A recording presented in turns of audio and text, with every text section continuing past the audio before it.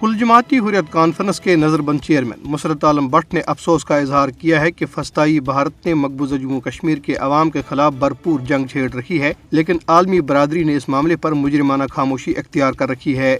مسرت عالم but نے نئی دہلی کی بدنام زمانہ تہاڑ جیل سے بھیجے گئے ایک پیغام میں بھارتی حکام کی طرف سے تحریک مزاحمت کے قائد شہید سید علی گیلانی کی رہائش گاہ اور جماعت اسلامی سے وابستہ سینکڑوں اثاثہ جات کو سیل کرنے کی مذمت کی۔ انہوں نے کہا کہ بھارتی فوج گزشتہ کئی دہائیوں سے قتل و غارت، تشدد، جبری گرفتاریوں، خواتین کی آبروریزی اور املاک کی تباہی سمیت انسانی حقوق کی سنگین خلاف ورزیوں کے باوجود حق خودارادیت کے حصول کے لیے کشمیریوں کی جدوجہد کو دبانے میں ناکام رہی ہے۔ انہوں نے کہا کہ کشمیری عوام اپنی جدوجہد اس وقت تک جاری رکھیں گے جب تک انہیں یہ ناقابل تنسیق حق نہیں مل جاتا۔ انہوں نے کہا کہ دنیا کی کوئی طاقت بھارتی فوجی قبضے کے خلاف مزاحمت جاری رکھنے کے کشمیریوں کے عزم کو توڑ نہیں سکتی۔ مسرت عالم بٹ نے کہا کہ اسلامی جمہوریہ پاکستان جو تنازع کشمیر کا ایک قانونی فریق ہے، اقوام متحدہ کے سیکرٹری جنرل سے رجوع کرے اور ان سے کہے کہ وہ بھارت کو مقبوضہ جموں کشمیر میں جنگی جرائم اور انسانیت کے خلاف جرائم روکنے پر مجبور کرے۔ حریت چیئرمین نے عالمی برادری سے مطالبہ کیا کہ وہ کشمیری عوام کو بھارتی مظالم سے بچانے کے لیے اقدامات کرے۔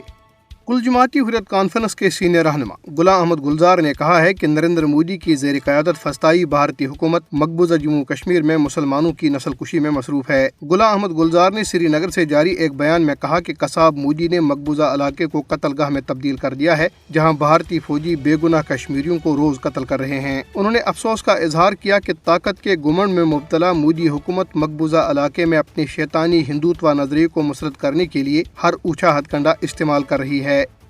دریاسنا لوگوں نے قابض بھارتی حکام کی عوام دشمن پالیسیوں کے خلاف زبردست احتجاجی مظاہرے کیے۔ دیہی چائلڈ کیئر سینٹر سے وابستہ سینکڑوں خواتین ورکرز نے اپنے مطالبات کے حق میں پریس انکلیو سری نگر میں احتجاجی مظاہرہ کیا۔ ان کا کہنا تھا کہ انتظامیہ مختلف ہیلے بہانوں سے انہیں بغیر کسی پینشن کے نوکری سے فارغ کرنا چاہتی ہے۔ پبلک ہیلتھ انجینئرنگ کے ملازمین نے جموں میں چیف انجینئرنگ کے دفتر کے باہر بھی احتجاجی مظاہرہ کیا۔ مظاہرین نے اپنے مطالبات کے حق میں زبردست نعرے لگائے۔ استنبول میں ایک بریفنگ سے خطاب کرتے ہوئے مقررین نے کہا ہے کہ بین الاقوامی امن و سلامتی کے لیے غیر قانونی طور پر بھارت کے زیر قبضہ جموں کشمیر کی سنگین صورتحال دنیا کی فوری توجہ کا تقاضا کرتی ہے۔